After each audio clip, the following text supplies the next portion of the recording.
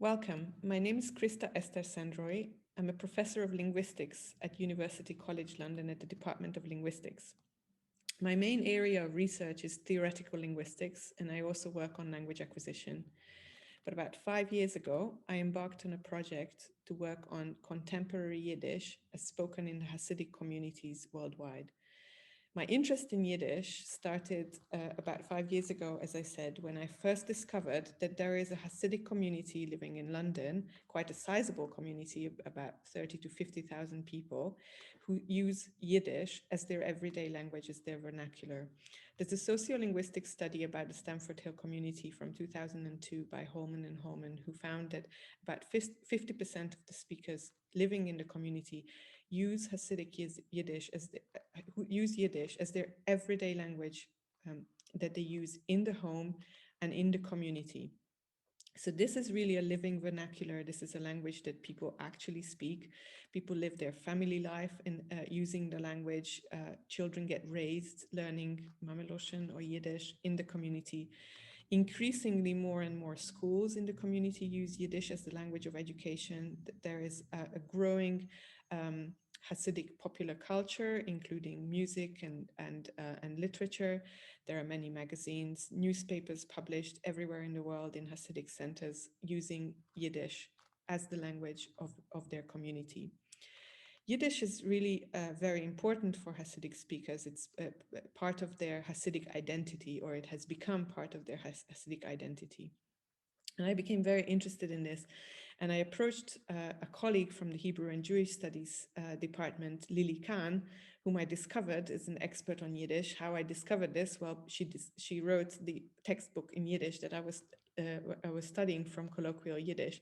So I got in touch with her and discovered that not only does she write textbooks on Yiddish, she has a linguistic interest in the language as well, in the language as well. So we quickly embarked on a small project, first funded by the British Academy, to study the language of the Stamford Hill community living in London, and to look at how they use Yiddish and whether perhaps the Yiddish that they use, as we suspected, is perhaps different nowadays from the pre-war varieties of the Yiddish.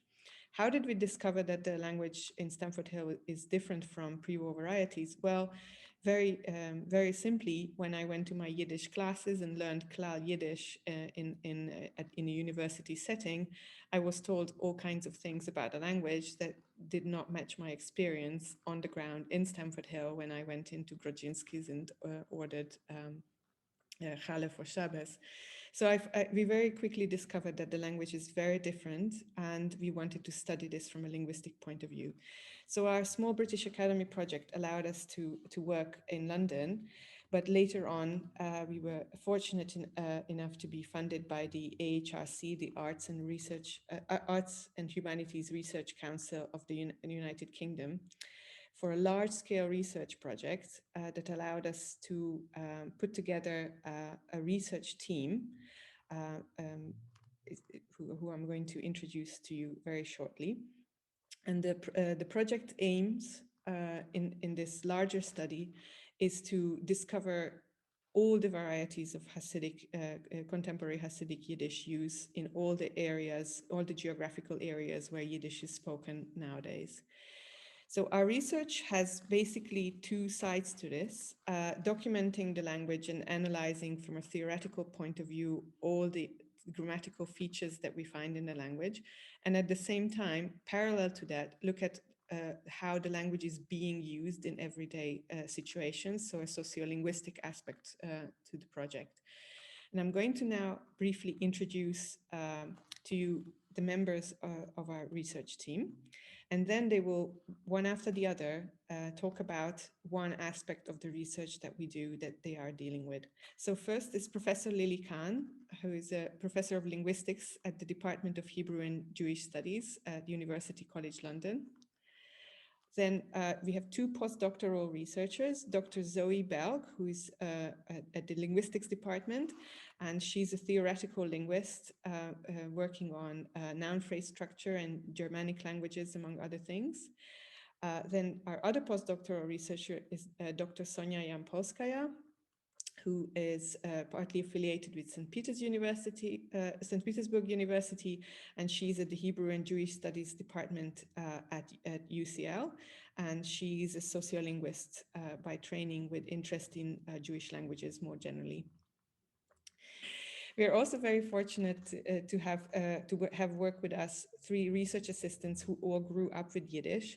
They have an immense knowledge not only of the language itself, but also of the ins and outs of how Hasidic communities work and operate in everyday life in the various geographical areas. So Izzy Posen grew up in Stamford Hill, and he is currently studying for an MSci in physics and philosophy at the University of Bristol. Shifra Hailey also grew up in Stamford Hill. They are studying at the University of Edinburgh for an MA in linguistics and psychology. And Eli Benedict, who grew up in Bnei Brak in Israel, also in a Hasidic community. He is the managing director of the Young Yiddish Library and Cultural Center in Tel Aviv, and he's also going to be a student for the master's program at the Hebrew and Jewish Studies Department at UCL soon. Let me now hand over to Lily Khan to hear more about our work. Thanks, Esther. So I would like to talk to you a little bit about the initial research that we did on Hasidic Yiddish, which was based around fieldwork that we did with participants in Stamford Hill in London, which is the biggest Hasidic community in Europe. It has about 40 to 50,000 residents that would identify as Hasidic, and most of them are Yiddish speakers. So one of the really interesting areas of contemporary Hasidic grammar has to do with the case and gender system in noun phrases. And as I think many of you know, the pre-war dialects of Yiddish and also Klal Yiddish, standard Yiddish, have for the most part a system of 3 different cases and 3 different genders for nouns and noun phrases. So there's masculine, feminine, and neuter, and then there are also the different cases, nominative, accusative, and dative. And so there are different forms of the definite article, der, die, das, depending on the gender of the noun that they correspond to. And then there are also different forms of the definite article and adjective endings, depending on the case. And these are used both in speech and in writing. So something that is very striking immediately to anyone who looks at a Hasidic Yiddish text or who hears Hasidic Yiddish spoken is that this system of case and gender seems to be different. And there were some previous studies looking at this by, for example, Stefan Kroch and Dalit Asulin, that mentioned that there is case syncretism, meaning that the different functions of the cases have some of them have merged together. And we started off looking at this because Stamford Hill hadn't been studied specifically in this respect. And we wanted to see what was happening with the case and gender system in Stamford Hill Yiddish. And what we discovered was that actually case and gender had been completely lost. And in the everyday speech of Hasidic Yiddish speakers from Stamford Hill, that there was absolutely no case and gender marking in the language, and that in writing there were different strategies used to compensate for the fact that this system was completely absent from speech. So in the spoken language, what we found is that there was a completely innovative form of the definite article that had emerged, and that is the form de instead of the older der, die, and das. So de is used as the default article for all cases and all genders. So you would get de man, meaning the man, de Frau, meaning the woman, de Kind, meaning the child. And then you would also get constructions like de man is du, the man is here, and ich sehe de man, I see the man, or ich sitz mit dem Mann, I'm sitting with the man.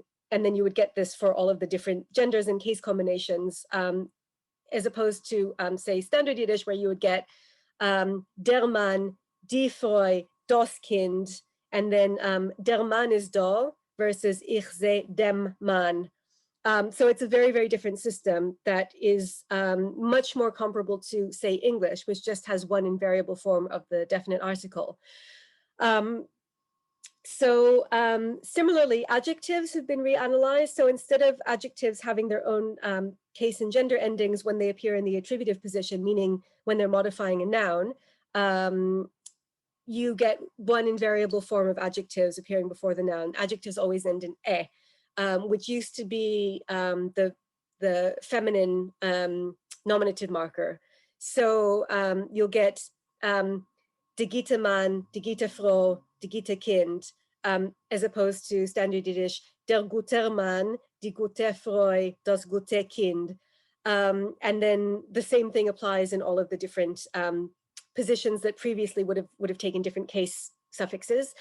And so this is a kind of reanalysis of one of the original or earlier case and gender adjective endings as what we call an attributive marker, meaning it's a marker of attributive adjectives, meaning the adjective when it comes before a noun and is directly modifying a noun. And this is something that you can see in other Germanic languages, like Dutch and Scandinavian languages, which have lost case and gender to a considerable extent or completely, just like Yiddish. But what's really exciting in this case is that this change happened in a very, very short period of time. And it's a time that we can easily document because it's happened basically within our lifetime. So there are still speakers that were born before the war that had case and gender systems. And we also have documented writings of Hasidic Yiddish speakers from before the war where they had the pre-war case and gender system. And then we can compare that to speakers that were born after the war. And you can see that in the space of one or two generations that this change has happened. So this is a very interesting case of a phenomenon that is documented elsewhere in different languages. And so it's not something that's unique to Hasidic Yiddish, but what's uniquely exciting is that we have the opportunity to see it happening in real time, which you don't usually get, because in many cases, these changes happened in a period, like say several hundred years ago, like in the case of English. And so we don't have any speakers that we could interview or hear recordings of that were using the case system in English, for example. Whereas we do with Hasidic Yiddish. So we wanted to confirm that this was like, kind of definitely true and not just something that, you might think that speakers, when they're kind of speaking colloquially, maybe they don't use the cases, but in more formal speech or in writing, they would use them as they were used in the pre-war varieties of Yiddish and in standard Yiddish. And so we did a number of different tests with our participants to give them written tasks to see how they would use the definite articles and whether they would use case and gender in a way that they don't in their spoken language. And we found that the absence of case and gender is also evident in writing. And this is reflected in the fact that some speakers will just use one written form of the definite article, like der, across the board in all cases. Others will use the definite article D in all cases. Some write the innovative form de, which is represented by Dalid Ayin. And that is something that you never find in pre-war and standard Yiddish. So this is like kind of an innovation that seems to still be in progress. Whereas others, because it's learned in schools that you have these different forms of the definite article, but not necessarily made clear why, because this isn't something that speakers have in their own language. So that, it won't be kind of naturally familiar to them. They will adopt different strategies, like I said, using der across the board or using d across the board, or using der maybe for nouns that they have been told. So sometimes in schools, there is an explanation that you use der for big objects and you use d for small objects. And so they might do this, but it will vary from speaker to speaker, and it will also vary between different writings produced by the same speaker. And so it's clear that this is not case and gender in the sense that you have case and gender for languages like French and German. It's something that has been like kind of partially learned in an artificial way in educational context and is being sort of interpreted in different ways by different speakers.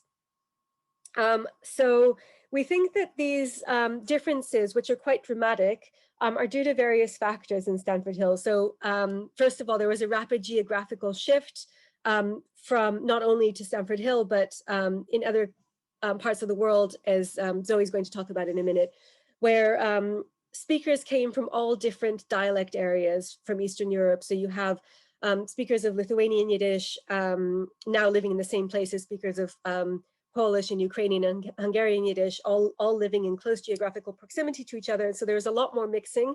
And in the post-war period, there was also a lot of adoption of Yiddish by second language speakers, people who spoke other languages as their first language. And this led to a very rapid realignment of parts of the grammatical system, including the case and gender system.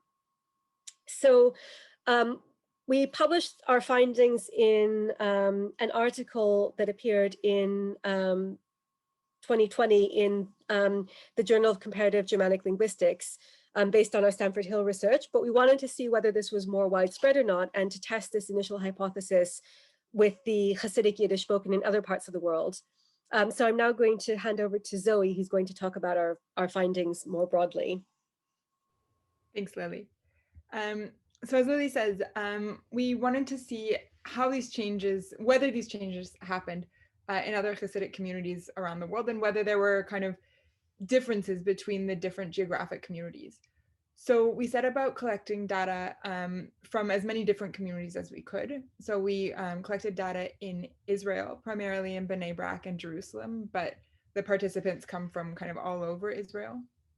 Also the New York area, including Williamsburg, Borough Park, Crown Heights, and Monsey. But again, the participants come from a wider range of areas.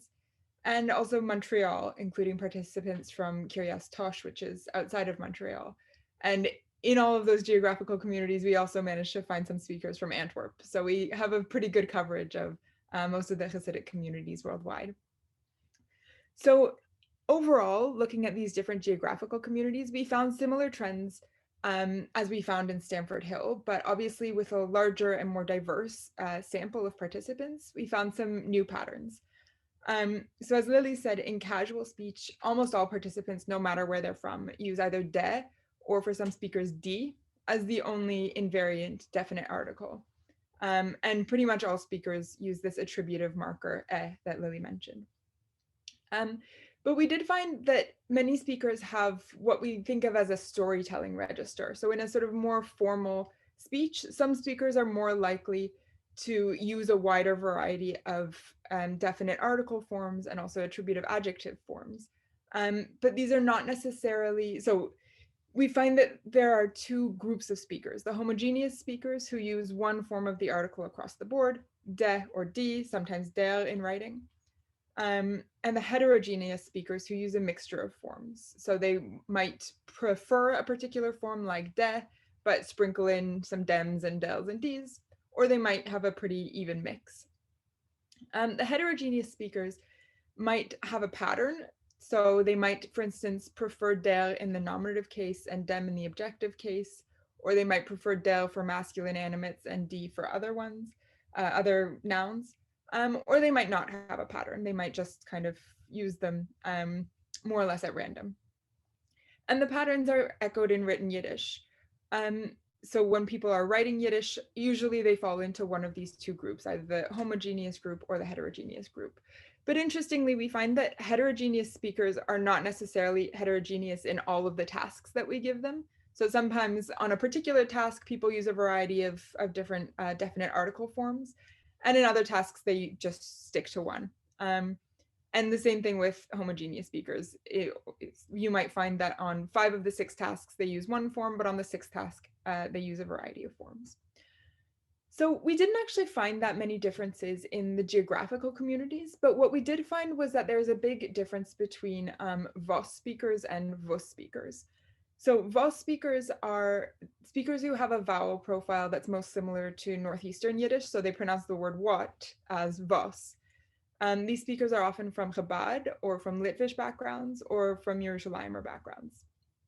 VUS speakers have a vowel profile that's most similar to Southeastern Yiddish. And so they pronounce the word what as VUS, and they pretty much cover most other Yiddish speakers, most other Haredi Yiddish speakers. So what we found is that older Vos speakers are more conservative. They're the most conservative of the speakers that we spoke to. So they tend to use case and gender morphology more often. They use a larger variety of forms. And they are more likely to use them according to a particular pattern. The pattern might vary, but they often have a sort of tendency to use certain forms in certain contexts. But younger Vos speakers are actually no different from Vos speakers, who are more likely to either use a single form or to use a mixture not according to a pattern. So this suggested to us that the loss of morphological case and gender happened a generation or two later in the Vos speakers than it did in the Vos speakers. So as Lily said, most Hasidic speakers, most Vos speakers, seem to have lost case and gender in that generation right around the Second World War. So the speakers who were learning it right after the Second World War. But for our Vos speakers, that might have happened the generation after that. And we think that's likely because their linguistic input was more consistent than the input for Vos speakers. So this work is coming out shortly in the Journal of Germanic Linguistics. We found a similar pattern of results in the pronoun system when we looked at that. So we found that Vos speakers largely are more conservative. So their pronoun system is more similar to what it was before the war. And they tend not to use, in fact, they almost never use Hasidic innovations like nominative uns and second plural enk across the board. And they don't really use, both of those variants are used almost universally among Hasidim, especially among younger Hasidim, the Vos speakers. Some Vos speakers also use ets in the second person plural nominative. Some people use eich as the second person plural. And some speakers even use zire as the third person feminine singular genitive form. But none of these variants really appear for Vos speakers. These are all pretty much still restricted to Vos speakers. The exception is that there are one or two younger Vos speakers in our, that we spoke to, who do use some of these forms, but so it looks like, again, this change might be happening at a slower pace than it's happening for Vos speakers. So Vos versus Vos was kind of the main determining factor in a lot of the differences that we found in the Hasidic Yiddish worldwide, rather than geographical community. Another main contributing factor was interest in the Yiddish language, but both of these factors were much larger than the geographic factor, where people grew up. So in work that we published in the Journal of Jewish Languages, we also looked at how Lashon Kodesh and modern Hebrew are incorporated into Yiddish. There we looked primarily at nouns, periphrastic verbs, and adjectives that were derived from periphrastic verbs. And that all came from the Lashon Kodesh, or component of Yiddish, or our modern Hebrew borrowings. And there we expected to find that Israeli Yiddish speakers were more comfortable with both the traditional Lashon Kodesh component of Yiddish and more creative in incorporating lexis from the modern Hebrew into Yiddish. And we expected that American, Canadian, and British Yiddish speakers would be more likely to incorporate lexis from English. So to borrow, when they're borrowing words, that they would borrow them from English rather than Hebrew. But what we found was actually a little bit more nuanced. So we found that female Yiddish speakers in English-speaking countries used more borrowings from English than other groups did. But that these borrowings were often better incorporated into Yiddish. So they used pronunciation like in Yiddish, they used reish rather than r. And they used Yiddish type morphology. So they used, Yiddish infinitive endings and things like this. Female Yiddish speakers in Israel were more likely to borrow from modern Hebrew than other groups, but these borrowings were less grammatically incorporated. So we found that they would use modern Hebrew pronunciation rather than Yiddish pronunciation. And they would also be more likely to use modern Hebrew morphology. So changing the verb or the adjective in a way that's more similar to modern Hebrew than Yiddish. And male speakers in all geographical communities were most likely to incorporate Lashon Kodesh and even modern Hebrew lexis into Yiddish, much more likely than certainly English-speaking women.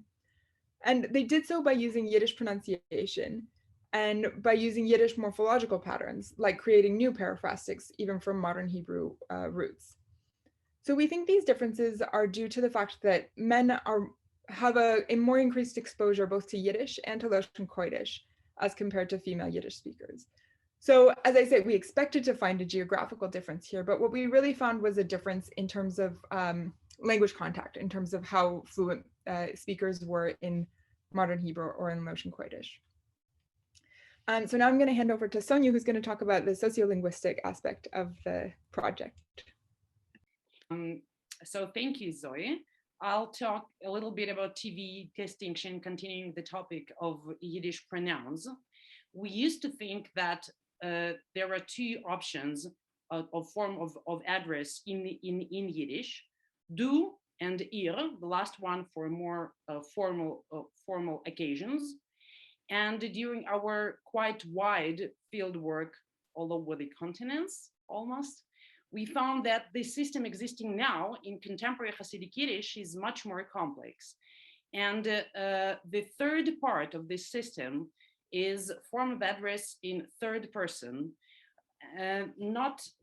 Usually pronouns are not used there, but nouns like the Rebbe or the Mechusum or different other nouns of address are used, and accordingly, the verb form also is used in the third person. So we are now in the middle of writing an article about this, trying to describe different language domains and different situations of communication to understand which of those three forms is used. And so one more topic we are working on is pedagogical materials in the Yiddish language. Usually for endangered languages, the grammars and textbooks are written by outsiders. But this is not the case with contemporary Hasidic Yiddish. We can see quite a wide variety of different editions on Hasidic Yiddish written by the members of the communities. And referring to topics discussed by Lily and Zoe, there are two main points why these pedagogical materials are interesting. First, even for a professional linguist, it's quite a challenging thing to describe the system of case and gender in contemporary Hasidic Yiddish. So we are interested in how do the members of the communities themselves, how do they explain this system in their textbook? The second point why this topic is interesting is that historically, all dictionaries, textbooks, and grammars written about Yiddish, and Yiddish is quite lucky with grammarians, I should say, they're written by Yiddishists, and Yiddishists are ideological enemies of Hasidim. So that's why they cannot use their books.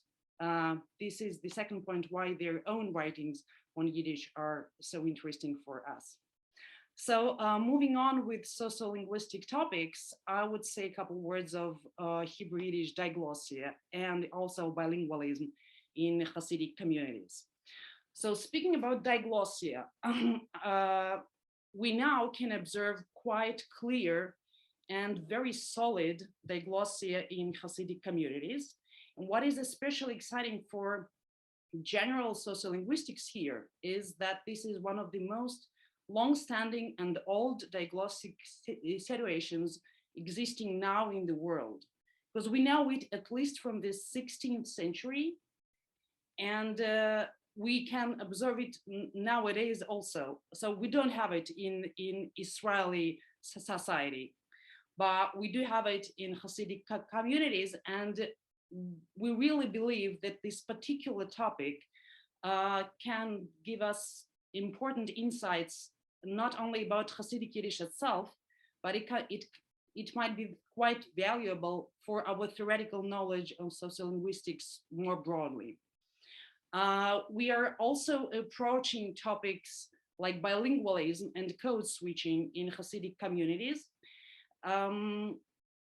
In some families where Yiddish is their basic and most important family language, we also observe that sometimes English, or Jewish English, to be more precise, is used by parents as a secret language in those situations when they discuss something which is not for kids, which is quite ironic because Yiddish was used in the same way in the beginning and the middle of the 20th century. there are also, it seems that there are also specific domains where switch from English, from Jewish English to Yiddish and back is a norm, and the use of one of them sounds weird in those particular situations. There is also quite a visible difference between usage of the Yiddish language by male and female speakers, and the style and lexicon of their Yiddish is quite different, especially when we are talking about young male adults or yeshiva bochim, or speaking in yeshivish or in a particular type of contemporary Hasidic Yiddish. And this type of Yiddish is usually used between females, between male speakers, and not in their intergender communication. The female Yiddish also has its own features, and we are working on articles about this. And I should say that the role of our research assistants in all those topics is enormously large and important. And I'm happy to introduce Izzy Posen. Dank, Sonya. Mein Name ist Izzy Posen und ich bin aufgewachsen in der Hasidische Gehille in Stamford Hill in London. Heute bin ich als Student von Physik und Philosophie in der Universität in Bristol. Jiddisch ist meine Mama-Luschen und ich habe ein bisschen lieb gehabt zu lernen. Ich habe gelernt die klassische Literatur von der hasidischen Kultur wie Malers, Belachtungen in der Bücher von Menachem Mendel. Über die letzten Jahre habe ich gearbeitet mit der Contemporary Hasidic Yiddish Forschgruppe als Forschzielhelfer, a Research Assistant. Das Projekt ist gut exciting, weil bald wir sind an der ersten Forschgruppe auf der Welt, gewidmet zu forschen, lernen und verstehen Hasidisch Yiddish, wie so es wird gerät heutzutage. Es ist mir gewinn gut interessant zu lernen wegen der Entwicklung von der hasidischen Sprache in englisch redenden Ländern und wie das in anderen Sibes haben gewinn ganz dramatische Scharnieren in der jiddischen Grammatik, wie meine Kollegen haben studiert und beschrieben, wie Lily, Zoe und Sonya haben noch was geredet finden. Ich habe auch gerne nur zu helfen, mit Sadazan Redes in Lektionen wegen Hasidisch Yiddish gegeben auf Yiddish. Es ist gut größer Chizik zu sehen, akademische Lektionen übergegeben auf Mama-Maluschen. Unser Projekt hat studiert und anpflegt gut interessante Sachen wegen unserer Sprache. Es ist auch heilig von der Trier, was man sieht letztens in einem akademischen Interesse in Hasidisch Yiddish. Unsere Arbeit wird formen nach heilig von einem breiten Verstand von Hasidisch Yiddish, was wird kennen sein zielhilfig zu Therapisten und Mechaniken, was helfen Kinder in Lernen Begrenzten in der hasidischen Gehille mit Sprachaufgappung. Jetzt will ich übergeben zu meinem Kollege Shiffi.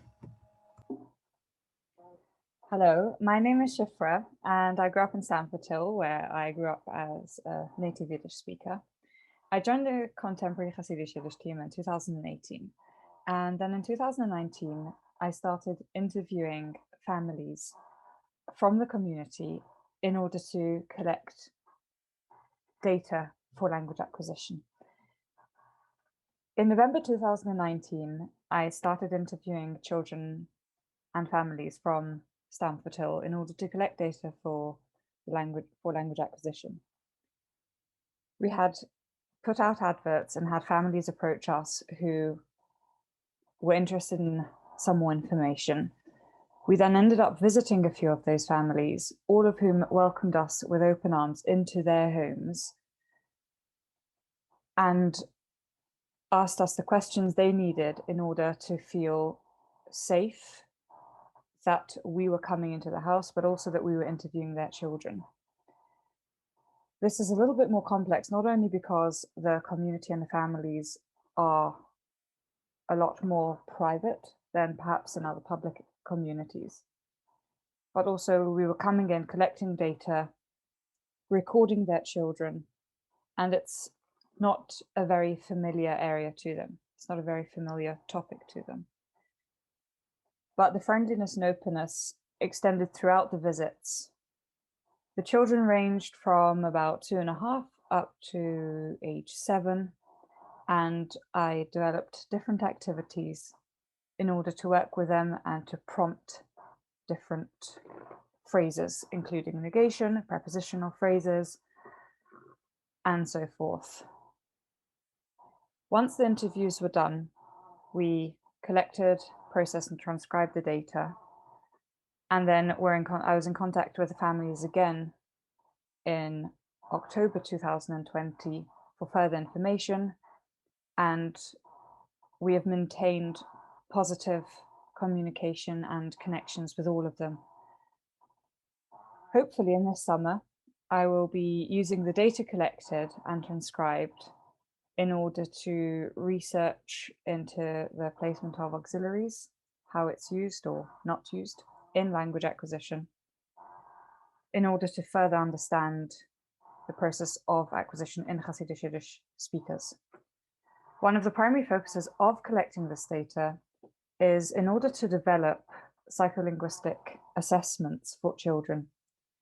This is a massive gap in the community where you have children who are native Yiddish speakers but don't have access to, for example, speech and language assessments in order to allow them access to complete education, to intervention and specialists for their best development. And so with all the data collected from Stamford Hill and other areas, we hope to be able to put it all together and develop the relevant assessments so that the community can service their children to the best of their needs. I now pass it on to Ellie. So, Schule, mein Name ist Eli Benedikt. Ich bin gewachsen in einer chassidischen Mischpuche in Bnei Brak. Wenn wir haben umgehen das Projekt, ist gewinn klar, wie bald es ist du, also winzig Forscharbeit gemacht geworden wegen chassidischer Jiddisch. Eine von den wichtigsten Sachen ist gewinn, zu schaffen Mekoirim oder eine große Sammlung von Materialien, was wir sollen können forschen von dort. Eine von den Sachen, was wir haben gemacht, wir haben gedacht, schaffen, interviewen mit der Sache Hasidim in der Welt. In Tage, wir sind gefahren in alle Orte, kiemat alle Orte, wie Hasidim befinden sich an, in Städten also wie London, New York, Montreal, Jerusalem, Tel Aviv, Bnei Brak, in Antwerpen, mit Menschen von alle Eltern, Menschen, von kleine Kinder, bis Menschen von 85 Jahren. So, wir haben gemacht Interviewen auch mit verschiedenen Chassidissen, also wie Puppe, Satme, Belz, Wiesnitz, Nadworne, Karlin Stoln, Bobev, Dushinsky, Chabad, noch. Wir haben auch gemacht Interviewen mit charedischen Redners, charedische Jiddisch Redners, wir sind nicht Chassidim, also wie Kieles von Brisk, Jerusalem Kieles, in ältere Litwische in Chitzluret, was reden noch einige Zeit Jiddisch. Was mir da verstehen ist, dass als Antrov Charedim, was reden Jiddisch, sind Tage Chassidim, aber es ist noch du kleine Keiles oder mehr ältere Menschen, was reden noch Jiddisch, viele sind in Litwische. Versteht sich, wir haben gemacht Interviewen auch mit Waber, auch mit Männern. Das ist gewesen ein bisschen eine Schwierigkeit, weil wir sind Vorstehers von einer Universität und wir dürfen reingehen zu Gura vermachte Keile, was ist nicht sie gewohnt, also zu begegnen mit akademischen Menschen. Und wir haben gemacht eine gute Arbeit mit treffenden Menschen, Zikimen zu den Menschen durch Schielen, durch Moidues und Zeitungen und durch verschiedene chassidische Channels. Eine von den Sachen, was uns interessiert, ist, wir haben gemacht Interviewen mit auch Chassidim und auch Ex-Chassidim, Menschen, die sind auch aus in der fremden Kehle.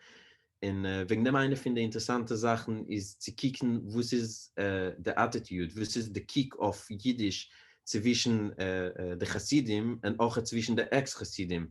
Als Chassidim reden Jiddisch, wissen wir schon, aber was tut sich mit den Menschen, die losen auf die Kehle? Reden sie weiter Jiddisch? Reden sie nicht Jiddisch, sie haben lieb Jiddisch, sie haben Pfand Jiddisch, sie wollen es befinden sie die Kinder. Das ist alles, ob wir alten wir mitten forschen und sie wird vorkommen, ein Artikel wegen dem auch. In jeder Stunde, wie wir sind umgekommen, ob wir auch reingegangen zu den Schulen in die Büchergeschäften, wie man kann kaufen Bücher. Es ist eine interessante Sache für sich allein, zu kicken auf charedische Bücher.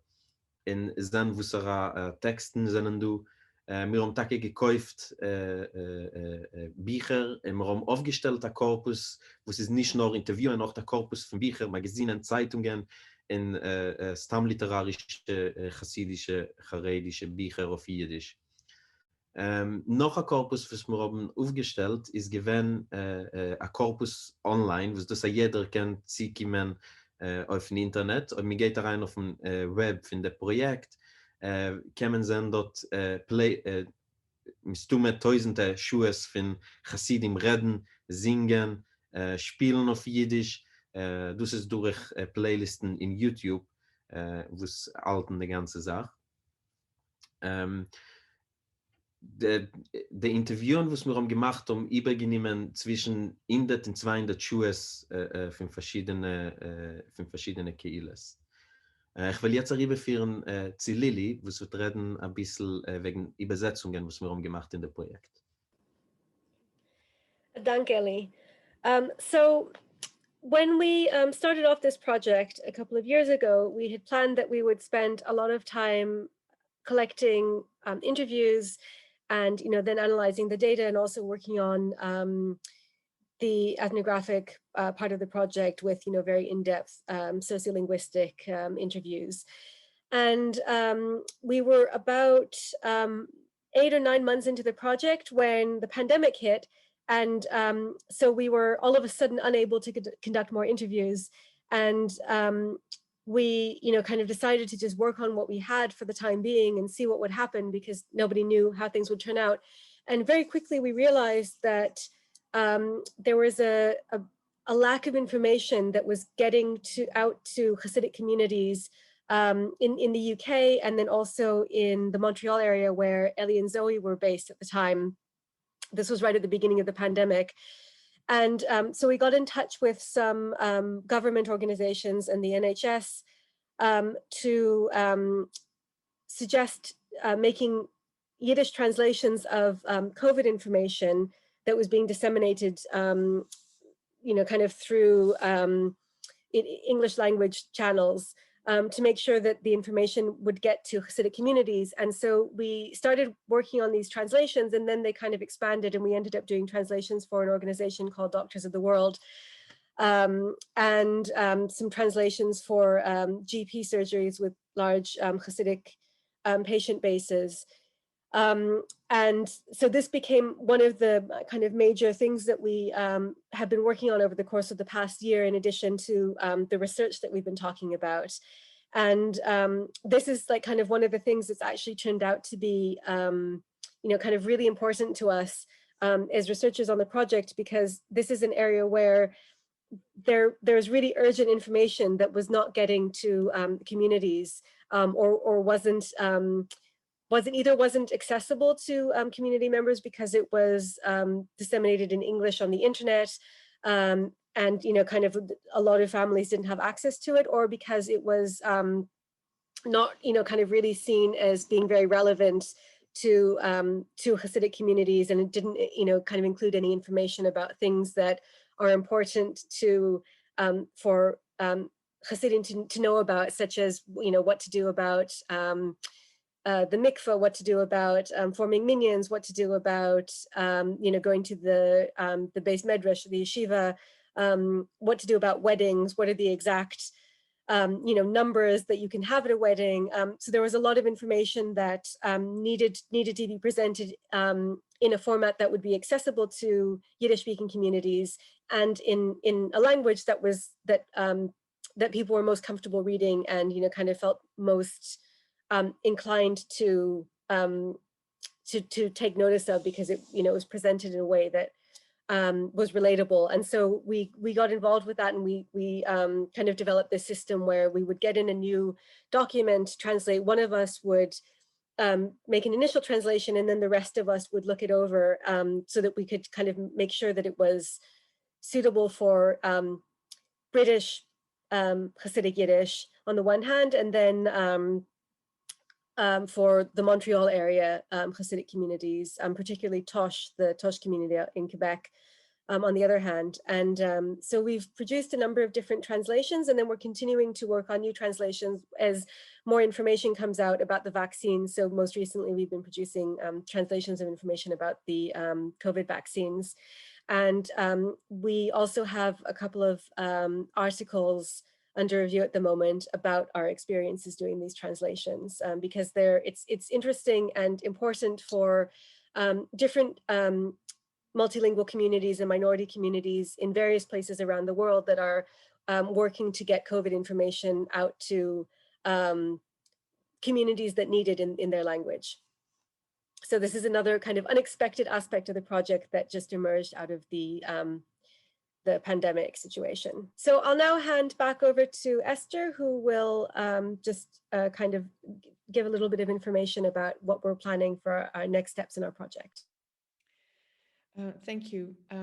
As you have heard, we have we're lucky to have an amazing group of researchers and research assistants that work together on a variety of topics, including documenting the language, theoretical analysis of the findings, sociolinguistic work, work in language acquisition, and all kinds of areas around sort of language use, including pedagogy and working also on sort of documenting Hasidic culture as it is at present.